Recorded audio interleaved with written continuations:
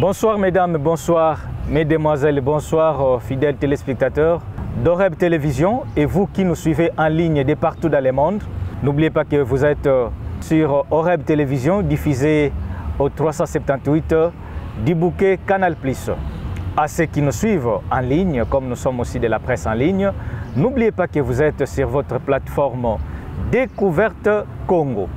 Mesdames, mesdemoiselles et messieurs, ce jour, nous sommes à Kisantu, dans le territoire de Madimba, l'ex-district de la Lukaya. Comme d'habitude, l'émission Découverte se déploie partout en République démocratique du Congo et pourquoi pas ailleurs pour que nous puissions découvrir tout ce qui est lié à notre développement, à nos traditions. Nous traitons beaucoup de dossiers sociaux politiques pour que la population puisse comprendre ce qui se passe dans nos milieux.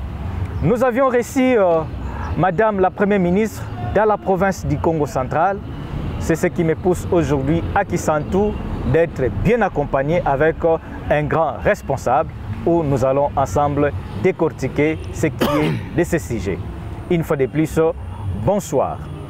Sans beaucoup plus tarder, je m'en vais vous présenter l'invité de ce soir. Bonsoir maître. Bonsoir mon frère Willy, bonsoir à nos téléspectateurs. Oui, vous pouvez vous présenter. Bien, moi c'est maître Goffin Nzouzi, on vit à Madimba, je suis le porte-parole territorial de l'INC, le parti cher au professeur Vital Kamerhe, le président de l'Assemblée nationale. Voilà brièvement ce qu'on peut se dire. Oui, vous êtes le porte-parole de ce grand parti que nous appelons INC à Madimba. Quelle est la santé du parti? Oui, la santé du parti, nous sommes bien portants. On l'a démontré lors de l'arrivée de Madame la Première ministre, notre nonna. L'INC a été présente, l'INC s'est mobilisée et nous avons accompagné cette tournée de Madame la Première ministre. Et je crois que vous avez été avec elle, de Matadi, Kimpese, Mazangungu et Kisantu. Eh bien, vous vous êtes rendu compte de l'accompagnement de l'INC aux actions posées par les gouvernements nationaux. Oui, maître, la République démocratique du Congo est vraiment menacée. Menacée dans le sens que nous avions eu l'invasion de l'armée rwandaise au niveau de l'Est du pays. Que pensez-vous de la sécurisation de la République? Bien, c'est une question cruciale qui handicape bon nombre de Congolais. Ça fait plus de 3 décennies que la guerre ne finit pas au niveau de l'Est de notre pays. Et sans toutefois vouloir accuser l'un ou l'autre.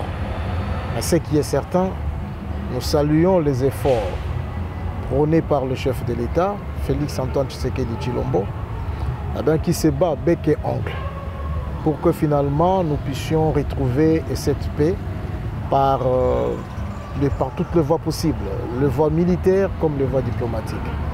Et sur le plan diplomatique, on salue l'engagement de la diplomatie parlementaire tel qu'imprimé par le président Vital Kamerhe et qui accompagne les chefs de l'État effectivement dans cette lutte, dans cette quête de pouvoir retrouver la paix tant perturbée au niveau de l'Est de notre pays. Parce que nous sommes un corps, l'Est du pays constitue l'une des membres ou l'une des branches du corps et que lorsqu'une partie du corps souffre, c'est le corps tout entier qui souffre et qu'il fallait trouver des solutions. Les solutions sont en train d'être trouvées avec l'engagement de tous, comme je l'ai dit, l'engagement du président de la République, l'engagement au niveau parlementaire avec la diplomatie parlementaire imprimée par le président Vital Kamerhe et l'engagement aussi du gouvernement national et avec les efforts que ne cesse de déployer notre Premier ministre, notre nonna du Congo central, Maman Judith Suminwa. Vous l'avez vu, c'est une dame de fer qui est sur tous les fronts. Il est sur le front extérieur et elle est sur le front intérieur. Sur le front extérieur, et vous avez, il a été partout. Là, il faut parler de la paix à l'Est. Porter haut la voix du Congo du Congo, donc de la République démocratique du Congo, et il est fait. Et ce qui fait que même le chef de l'État a compris cela, était tenu à les remercier, à les citer parmi aussi des personnes au sein du gouvernement national qui l'accompagnent véritablement. Et à ce titre-là, le chef de l'État, nous estimons, avec le gouvernement qui est en train de venir, nous pensons que le chef prendra en considération la place de nous et nos Congos, tel que nous sommes représentés par notre première Ndonda, qui est la toute première Premier ministre de la République démocratique du Congo.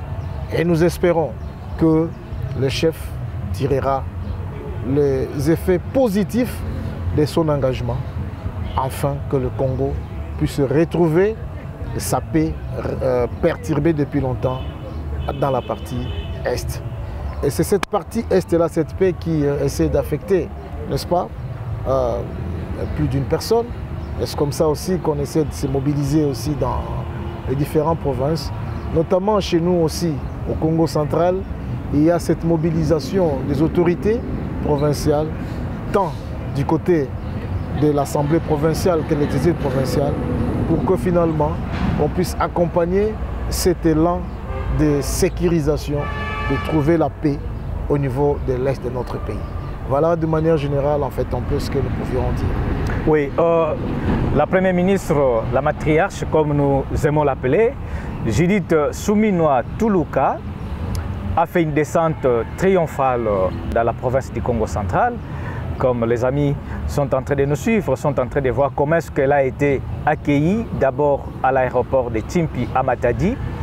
Et de Matadi, nous sommes allés au terrain d'Amar où la population, malgré la pluie qui avait secoué la ville de Matadi les avant-midi, mais après-midi, les Matadiens ont répondu favorablement à l'appel de Madame Judith Suminwa Tuluka.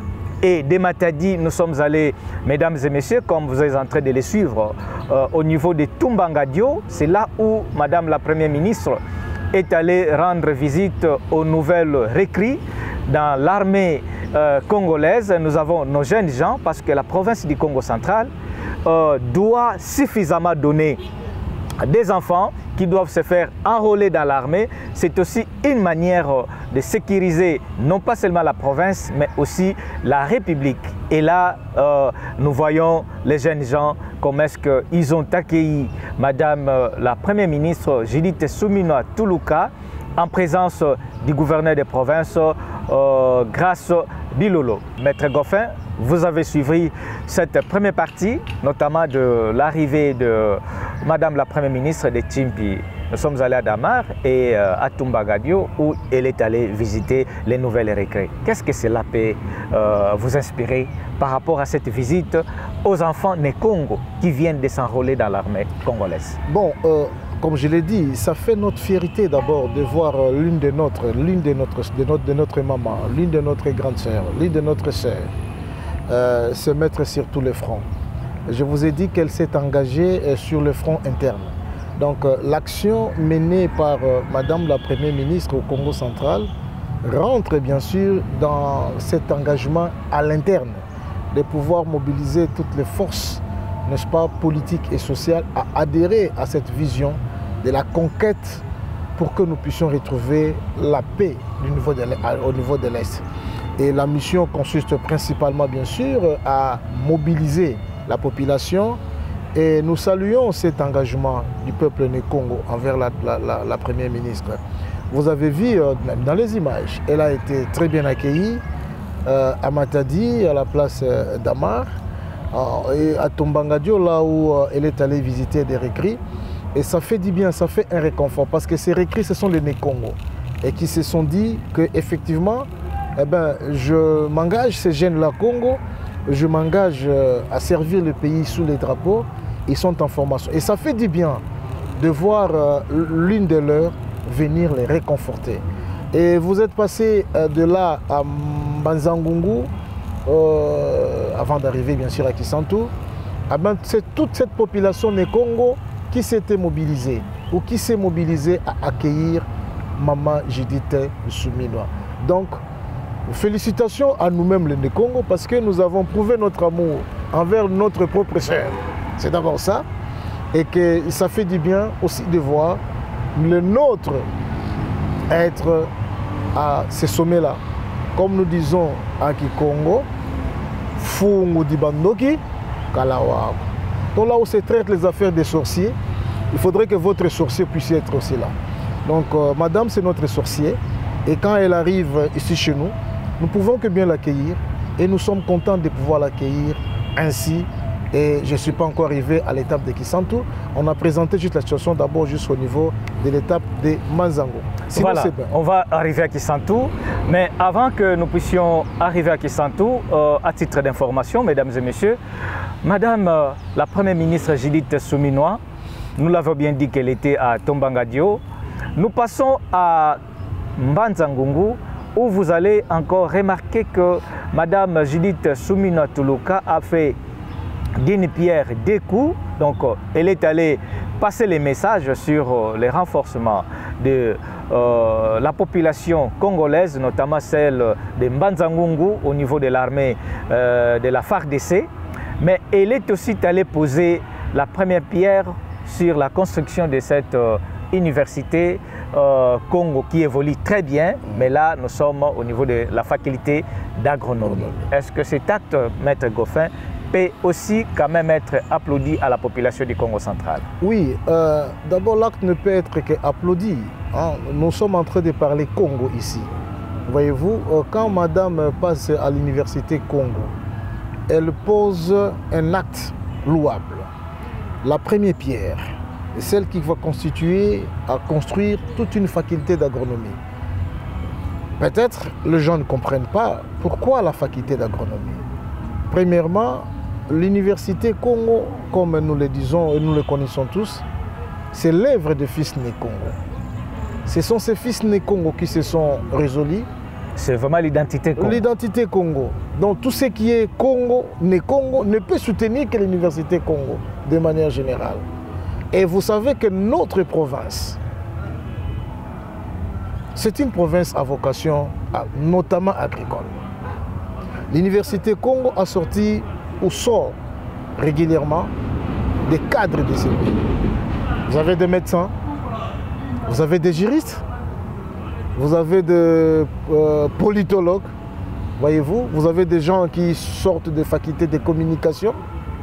Et il faudrait répondre aussi à un besoin du développement du Congo central.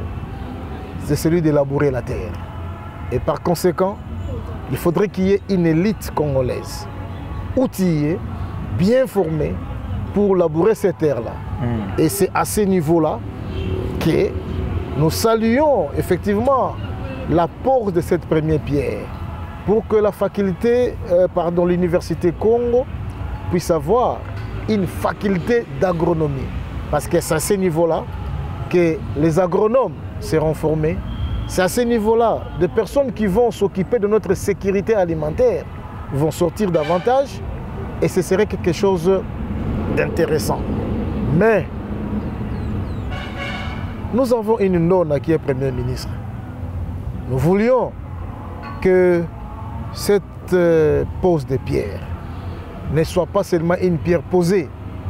Nous voulions que cette pierre, bien que ça puisse être une pierre, mais que ça puisse produire. C'est-à-dire que nous puissions voir réellement, n'est-ce pas, l'émergence, la sortie sous la terre de cette faculté d'agronomie afin que nos fils, nos filles, Congo et du Congo, en fait, de la République démocratique du Congo, même d'ailleurs, puissent acquérir des connaissances scientifiques qui seront plus tard mis à la disposition de notre pays et de notre province afin que, bien sûr, nous puissions développer le Congo central.